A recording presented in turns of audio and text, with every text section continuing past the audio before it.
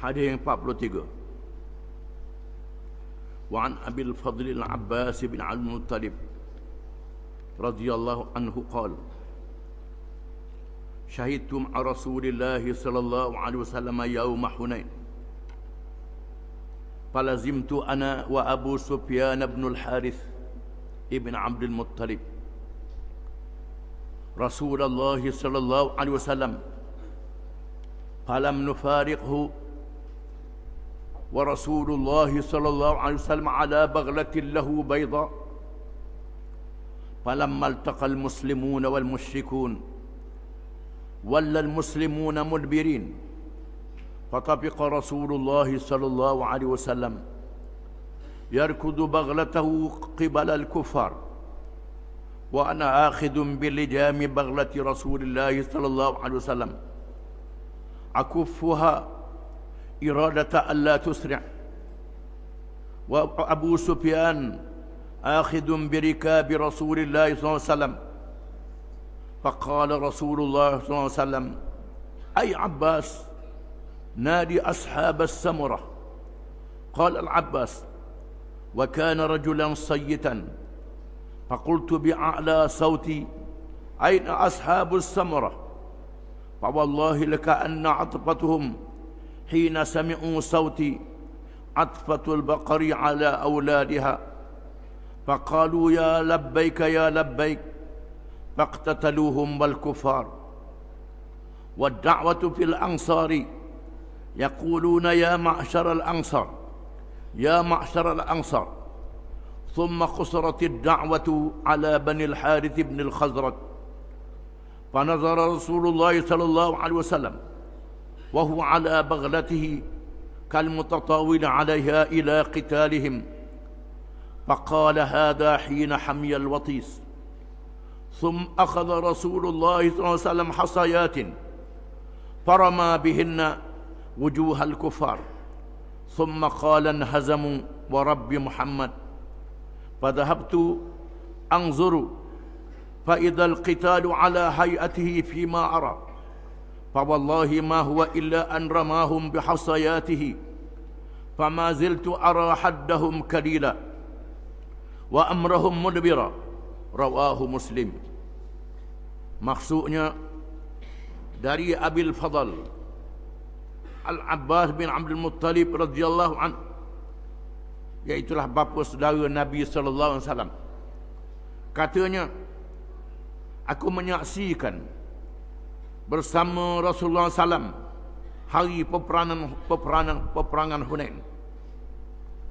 Aku dan Abu Sufyan bin Al-Harith bin Abdul Muttalib, iaitulah anak saudara Abbas yang juga sepupu Nabi SAW, sentiasa bersama Rasulullah SAW. Tidak berenggang, kami tidak berenggang daripadanya. Dan Rasulullah menunggang bagalnya. Bagal ialah binatang kacukan di antara kuda dan keldai. Bagalnya yang berwarna putih. Manakala bertembunglah tentera Islam dan tentera musyrikin, tiba-tiba tentera Islam undur bertempiaran. Maka Rasulullah SAW menunggang bagalnya menghala ke arah orang-orang kafir, dan aku memegang tali hadapannya. Abah pegang tali hadapan bagal Rasulullah SAW. Aku menahannya supaya tidak segera, tidak berlari, tidak lari. Dan Abu Sufyan bin Al-Haris memegang tali pelananya. Maka sabda Rasulullah SAW, wahai Abbas, panggil ashabus samurah, iaitulah mereka yang berbai'ah ketika peristiwa Hudaibiyah. Lalu kata Abbas, aku seorang yang kuat suara. Lalu aku melaung dengan sekuat-kuat suaraku, mana di ashabus samurah, orang yang berbai'ah dengan Nabi dalam peristiwa Hudaibiyah.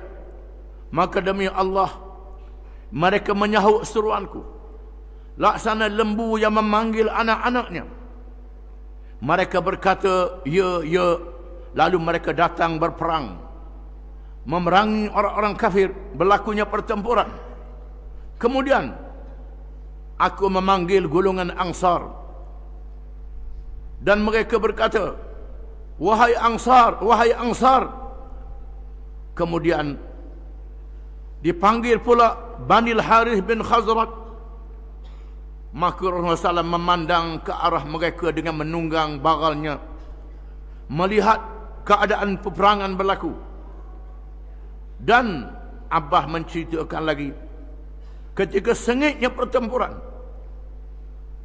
tiba-tiba kemudian Rasulullah SAW turun dari baralnya dan menggenggam anak-anak batu yang kecil, lalu melontar anak-anak batu itu ke arah orang kafir. Kemudian bersabda, binasalah mereka demi Tuhan Muhammad.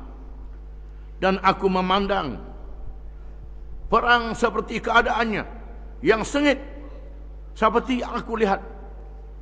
Tiba-tiba demi Allah, apabila Nabi melontar dengan batu-batu yang kecil, aku melihat serangan musuh menjadi lemah dan mereka berundur. Hadis riwayat Muslim. Hadis ini menceritakan peristiwa peperangan Hunain. Peperangan yang dirakamkan oleh Allah di dalam surah At-Taubah, yaitulah firman Allah Ta'ala, wa yawma Hunainan id a'jabatkum kathratukum falam tughni ankum syai'a wa dhaqat 'alaykumul ardu bima rahabat thumma wallaytum mudbirin thumma anzalallahu 'alaykum sakinatahu 'ala rasulihi wa 'alal mu'minin ثم أنزل الله سكينته على رسوله وعلى المؤمنين وأنزل جنودا لم تروها وعذب الذين كفروا وذلك جزاء الكافرين ثم يتوب الله بعد ذلك على من يشاء والله غفور رحيم. Surah At-Taubah. Maksudnya, dan pada hari peperangan Hunain, ingatlah ketika kamu merasa kagum dengan diri kamu sendiri, dengan sebab jumlah kamu yang ramai. Maka jumlah yang ramai itu tidak boleh berbuat apa-apa mempertahankan kamu, sehingga bumi yang luas menjadi sempit. Kemudian kamu lari bertempiaran. Kemudian Allah menurunkan ketenangan ke atas Rasulnya dan ke atas orang-orang yang beriman. Dan Allah menurunkan bala tentera malaikat yang tidak dapat dilihat. Dan Allah mengazab orang-orang yang kafir. Begitulah balasan kepada orang-orang yang kafir.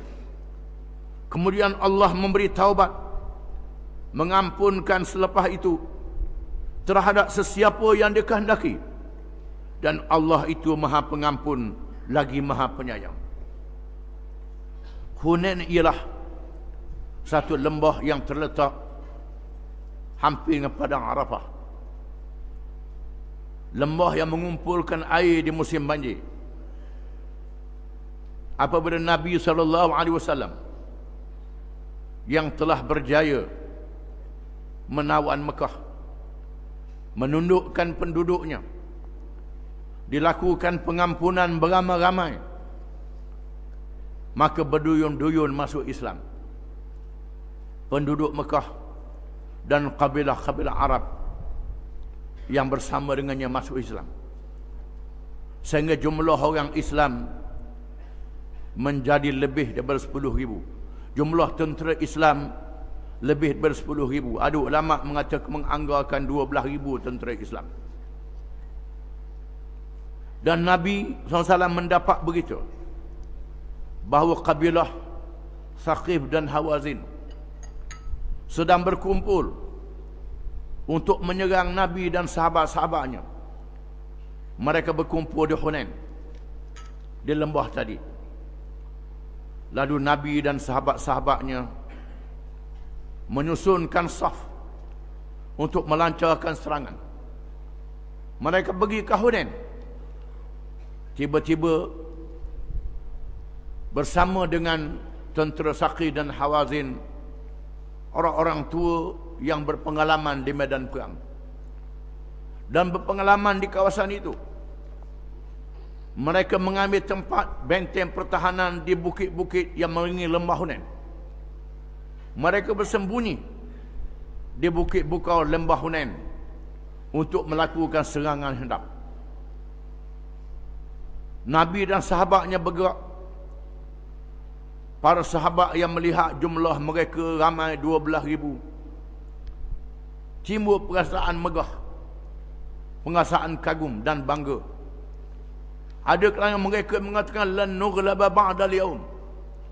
Selepas hari ini kita tidak boleh dikalahkan lagi. Lupa pada Allah Ta'ala. Lupa pada pertolongan Tuhan. Bila ramai mari megah, mari gaung. Berasa kuat sangat. Jumlah yang sangat ramai. Jadi bangga, jadi sombong. Kita ramai ni. Kita boleh mengalahkan musuh bila-bila masa saja. Bila mereka sapa di lembah Hunain, tiba-tiba mereka dilancarkan serangan anak panah. Dihujani dengan anak panah yang mengelilingi mereka. Menyebabkan ramai yang lari bertempiaran untuk menyelamatkan diri. Tetapi Nabi SAW tak lari. Dikelilingi oleh sahabat dan keluarganya. Sahabat-sahabat di kalangan Muhajirin dan Ansar yang dianggap sebagai pemimpin-pemimpin sahabat. Mereka ni tak lari. Mempertahankan Nabi SAW kalau ada serangan musuh. Mereka sanggup mati. Duduk dengan Nabi dan Nabi tak lari, mereka tak lari juga. Yang ribu-ribu habis lari belaka. Di antara yang tak lari ialah Al-Abbas bin Abdul Muttalib, pak saudara Nabi yang baru masuk Islam. Dia baru masuk Islam. Abbas ni, ketika Nabi nak serang Mekah, Abbas pun mari masuk Islam. Baru masuk Islam. Di antaranya Sufyan bin Al-Haris bin Abdul Muttalib, sepupu Nabi, yang Nabi sangat marah. Nabi sangat beras hati dengan Sufyan bin Al-Haris ni. Walaupun dia datang bertemu dengan Nabi, Nabi tak pandang mata ke dia. Marahnya tak segar. Kerana beras hati sangat. Masa di Mekah dulu, dia antara yang jahat, yang menentang Islam. Dia sepupu Nabi, berkawan dengan Abu Lahab. Abu Lahab mati kafir. Sufyan ni sepupu Nabi, anak beranak lain mempertahankan Nabi. Tiba-tiba dia lawan Nabi. Dia mari serah diri masuk Islam. Ketika Nabi datang untuk membuka Mekah, Nabi terima Islam dia, tapi tak pandang mata. Tak pandang mata ni bermakna sangat marah. Tiba-tiba ketika berlakunya peristiwa Hunain, dia serang hendap. Dia termasuk kalangan tak lari. Dia pegang tali pelana. Abbas pegang tali hidung, tali depan, supaya bara tidak merontok. Mereka perang. Dalam keadaan yang huru-hara ini, lalu Nabi mengarahkan Abbas supaya melaungkan Ashabus Samurah. Ashabus Samurah ialah sahabat-sahabat Nabi yang jumlahnya 1,000 orang, lebih kurang. Yang disebut dalam Quran radhiyallahu anhum wa radu'an. Allah Ta'ala redha pada mereka dan mereka redha kepada Allah. Mereka yang berjanji dengan Nabi ketika berlakunya peristiwa Hudaybiyah. Bila Nabi nak masuk Mekah, kerana nak mengerjakan umrah, Nabi telah dihalang daripada masuk Mekah. Pakaian ihram sudah dipakai. Lalu Nabi hantar Sayyidina Osman untuk berunding. Sayyidina Osman sudah ditahan. Tak balik-balik Sayyidina Osman. Lalu Nabi dan sahabat-sahabatnya bertekad untuk menyerang Mekah. Walaupun mereka tidak ada panah, tak ada tombak, ada pedang saja, ada pisau saja. Dan Nabi minta sahabat-sahabat dia berbai'ah, berjanji setia. Maka datanglah hampir 1,000 orang yang berbai'ah, yang sanggup mati dengan Nabi SAW. Ini Ashabus Samurah. Nabi kata, panggil Ashabus Samurah. Lalu Abbas melaungkan, ya ashabas samrah. Bila dengar seruan Abbas, walaupun mereka sudah lari berbatu-batu, Allah Ta'ala sampaikan suara Abbas ni ke telinga mereka. Ini pertolongan Allah. Masa tu tak ada telefon, tak ada wireless, tak ada apa. Ini adalah karamah para Abbas dan mukjizat Nabi SAW. Mereka mendengar suara Abbas, ashabus samrah. Lalu mereka pusing balik ke Hunain. Sampai Hunain, dia Hunain dengan segera. Abbas kata, segeranya mereka datang macam anak lembu yang terkam oleh ibunya yang memanggilnya. Macam begitu, segeranya berlari macam anak lembu. Bila dengar suara ibu dipanggil, terkam lari. Digambarkan begitu. Kemudian dipanggil golongan Ansar. Datang golongan Ansar. Datang menghadap ke arah musuh. Sanggup bertempur. Lalu Nabi SAW turun daripada bagalnya dan bersajak, Ana ibnu Abdul Muttalib, ana nabiyyun la kadhib. Ana nabiyyun la kadhib, ana ibnu Abdul Muttalib. Aku seorang nabi yang tidak bohong. Aku adalah cucu Abdul Muttalib. Seorang pemimpin Mekah yang gagah berani, yang tidak lari di medan peperangan. Lalu Nabi turun mengambil pasir ataupun batu-batu halus. Hasayat batu-batu yang halus, pasir kasar. Digenggamnya dan Nabi terus melontar ke arah musuh. Maka berlakulah mukjizat. Datangnya pertolongan Allah yang disebut dalam Quran, iaitulah wa anzala junudan lam tarauha. Dan Allah menurunkan bala tentera, iaitu tentera malaikat yang tidak dapat dilihat. Di mana pasir-pasir ini berterbangan masuk ke dalam mata musuh-musuh yang sedang memanah. Bila pasir masuk mata, tak jadi manah dah, genyih mata, tak boleh nak panah. Keadaan tenang. Lalu para sahabat mara ke hadapan. Ada yang dibunuh dan ada yang ditawan. Dan pemimpin yang tua, Ibnu Sammah. Ibnu Sammah ni ialah seorang yang sudah tua tapi berpengalaman di medan perang, menyertai Hawazin yang menyerang. Dikejar oleh para sahabat dan dapat ditahan di suatu tempat. Lalu sahabat yang tahan dia akak pedang tetok, takluk. Tikang takluk. Takluk ada juga kebar rupanya. Lalu Ibnu Sammah yang sudah tak boleh berlari ini mengatakan, wahai anak, kalau nak bunuh aku, kena tikang sini, kata dia. Ada tempat lemah dia. Kena tikang sini. Menunjukkan degilnya, dia tak mahu masuk Islam. Lalu dibunuhnya. Dan Ibnu Sammah mati dalam peperangan itu.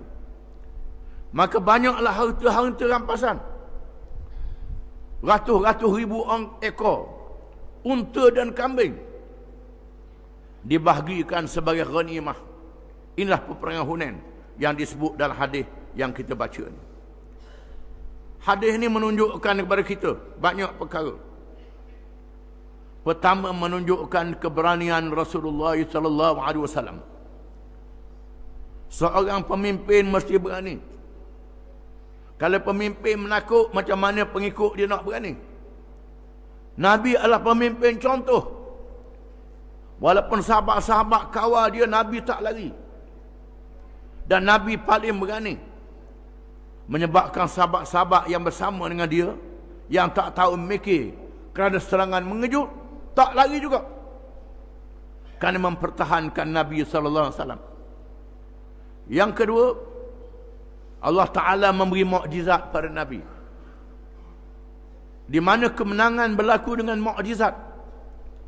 Iaitulah dengan genggam pasir di lontar. Ini mukjizat. Mukjizat ialah perkara luar biasa yang diberi oleh Allah kepada Rasul-Rasulnya. Yang ketiga, menunjukkan bagaimana kesetiaan para sahabat radhiyallahu anhum.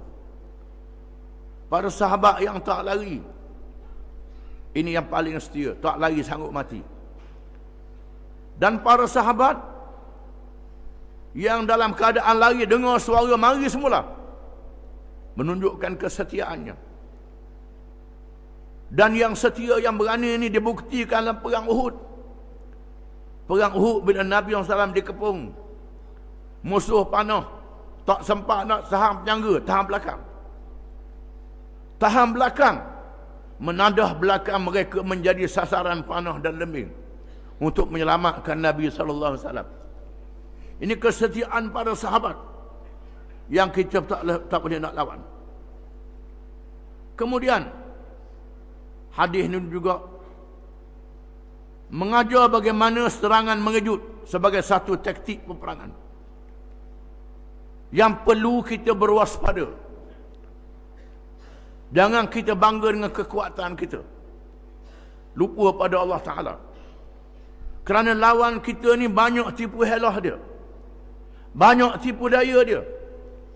Jangan merasa kita dah cukup kuat, dah cukup gagah, dah ramah. Jangan lupa kepada Allah Ta'ala, di mana Allah Ta'ala mengajar sahabat-sahabat Nabi dalam peristiwa Hunain, bila mereka merasa bangga dengan kekuatan dan lupa kepada Allah Ta'ala, terlupa sekejap, Allah Ta'ala nak ajar mereka untuk didik mereka. Kita sekarang kita buat salah, ayat Quran tak turun, kerana Quran sudah ditamatkan oleh Allah dengan wafatnya Nabi SAW. Kita sekarang kena baca balik ayat-ayat Quran ni untuk mentarbiah dan mendidik kita. Kemudian peristiwa ini menunjukkan kekuatan iman, kekuatan yang penting. Tak dinafi kekuatan harta, kekuatan alat adalah penting. Alat dengan harta saja tak cukup, mesti ada kekuatan iman. Dan Allah Ta'ala jadikan kemenangan Islam hendaklah kekuatan iman mengatasi kekuatan alat. Allah Ta'ala berfirman, wa'iddu lahum mastata'tum min quwwah wa min ribatil khayli turhibuna bihi aduwallahi wa aduwakum. Dan bersedialah kamu sekadar kemampuan kamu untuk menghadapi musuh-musuh kamu dan musuh-musuh Allah. Kena bersedia mengikut kemampuan, bukan mesti sama dengan musuh.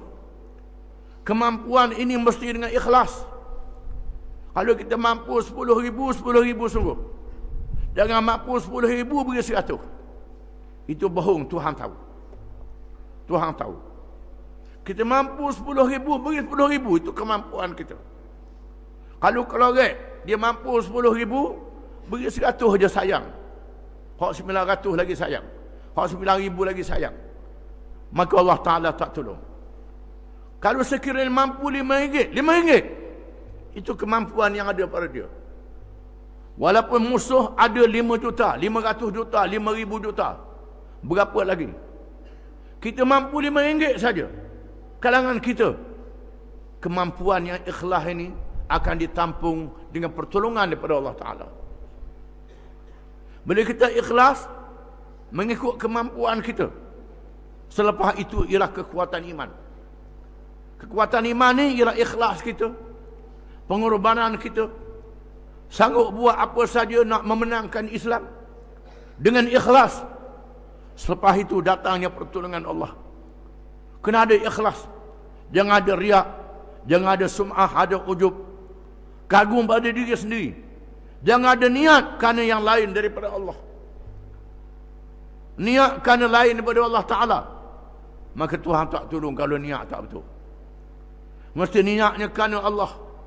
Ini sangat penting, bukan kerana dunia. Kalau kerana dunia, Tuhan tak tolong, Tuhan tangguh lagi, sehinggalah kumpulan Islam dibersihkan oleh Allah. Ada orang yang ikhlas saja, walaupun jumlahnya sedikit, maka disitulah berlakunya pertolongan Allah. Sebagai contoh, tentera Talut, kisahnya dalam surah Al-Baqarah, bersama dengan Nabi Daud alaihi salam, yang jumlahnya 80,000. Allah Ta'ala uji mereka. Falamma fasalatu Talut bil junud qala innallaha mubtaliikum binhar Faman syariba minhu falaysa minni wa man lam yat'amhu fa innahu minni. Mereka telah disesatkan di padang pasir. Habis bekalan, habis air, menyebabkan mereka dahaga. Lalu Allah menurunkan wahyu kepada Nabi zaman itu, Nabi yang bersama dengannya. Allah Ta'ala nak uji kamu dengan sebatang sungai, iaitulah sungai Jordan. Bila siapa di sungai ini, jangan minum, melainkan setebok saja. Tuhan kata, jangan minum. Ini arahan daripada Allah. Kena minum setebok, jangan minum banyak. Bila siapa di sungai itu kerana terlalu dahaga, 76,000 minum dengan sekenyang-kenyangnya. Satu riwayat kata 74,000 minum sekenyang-kenyangnya. Tinggal 6,000 saja yang minum dengan sedikit mengikut arahan. Setelah diarah untuk bergerak, yang 74,000 berat perut, minum banyak berat perut. Patutnya hak minum banyak, darah banyak ni gagahnya, tapi dah jadi lemah semangat. Mereka berkata, kita tak nak lawan dengan taluk yang ramai ini. Tinggal 6,000. 6,000 ni yang yakin bertemu dengan Allah. Mereka berkata, kam min fi'atin qalilatin ghalabat fi'atan katsiratan biiznillah wallahu as-sabirin. Beberapa banyak pasukan yang sedikit boleh mengalahkan pasukan yang besar dengan izin Allah, dan Allah bersama orang yang sabar. Lalu 600 ni, 6,000 ni sabar menghadapi Jalut yang jumlah tenteranya beratus kali ganda. Dengan izin Allah, mereka dapat mengalahkan musuh. Ini berlaku zaman Nabi, dan zaman lepas Nabi pun berlaku. Dalam banyak peristiwa, bila orang Islam terdesak, ada beberapa ratus saja yang ikhlas. Dengan ikhlasnya Allah Ta'ala beri kemenangan, mengalahkan musuh yang lebih besar dengan izin Allah. Inilah pengajaran daripada peristiwa Hunain, menyuruh kita ikhlas kerana Allah Ta'ala, bermunajat, berdoa, beribadat, memohon pertolongan Allah dengan hati yang ikhlas. Kalau sekiranya tak berjaya lagi, menandakan banyak lagi atuh-atuh, ataupun atuh ni banyak pada berah, sungguh banyak sangat atuh, maka Allah Ta'ala tangguh dulu kemenangan itu, sehingga betul-betul teras yang kuat, baru dah Allah Ta'ala beri kemenangan. Inilah peristiwa perang Hunain. Allah Ta'ala jadikan untuk menguji Nabi SAW dan para sahabat radhiyallahu anhum. Wallahu a'lam.